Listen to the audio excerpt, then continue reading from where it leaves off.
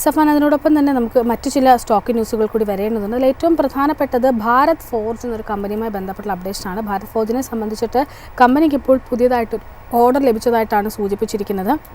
Defence മിനിസ്ട്രിയിൽ നിന്നാണ് order ലഭിച്ചതെന്നാണ് company Asian ഫയലിംഗിൽ അറിയിച്ചിരിക്കുന്നത്.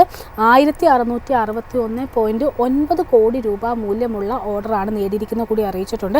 ഓഹരികളിലേക്ക് എത്തുകയാണെങ്കിൽ തീർച്ചയായിട്ടും തുടക്കത്തിൽ ഒരു ഗ്യാപ്പ് അപ്പ് ഓപ്പണിംഗ് ആയിരുന്നു കാണാൻ സാധിച്ചിട്ടുണ്ടായിരുന്നത്. നിലവിലത്തെ ഒരു സ്ഥിതി പരിശോധിക്കുകയാണെങ്കിൽ 1% മുകളിലൊരു കുതിപ്പ് രേഖപ്പെടുന്നു. പക്ഷേ തീർച്ചയായിട്ടും ഹൈ ലെവൽസിൽ ഒരു സെല്ലിംഗ് പ്രഷറും നേരിടുന്നു. സോ ഭാരത് ഫോർജ് ഓഹരികളിലുള്ള അനലിസ്റ്റുകളുടെ ഒരു വ്യൂ എങ്ങനെയാണ് സഫാൻ? കറൻ്റ്ലി 1.34% മുന്നേറ്റമാണ് ഓഹരികളിൽ കാണാൻ സാധിക്കുന്നത്.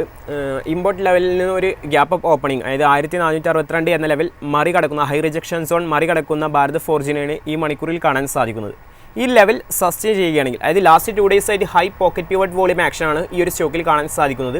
ഈ ലെവൽ സസ്റ്റെയിൻ ചെയ്യുകയാണെങ്കിൽ ഫിബിനാച്ചി ലെവലായ 1599 എന്നത് ഒരു ഷോർട്ട് ടേം ടാർഗറ്റായി ഈ ഒരു ഓഹരിയിൽ നിന്ന് എക്സ്പെക്റ്റ് ചെയ്യാമെന്നാണ് പല അനലിസ്റ്റുകളും വിലയിരുത്തുന്നത്. കാരണം റിലേറ്റീവ് സ്ട്രെങ്ത് ഇൻഡിക്കേഷൻസ് എല്ലാം പോസിറ്റീവായിട്ടാണ് ഈ ഒരു സ്റ്റോക്കിൽ കാണാൻ സാധിക്കുന്നത്. കൂടാതെ ലാസ്റ്റ് 2 days ആയിട്ട് ഒരു പ്രോപ്പർ വോളിയം ബിൽഡപ്പ് ക്യാൻഡിൽസും നമുക്ക് ഈ ഒരു സ്റ്റോക്കിൽ കാണാൻ സാധിക്കുന്നുണ്ട്.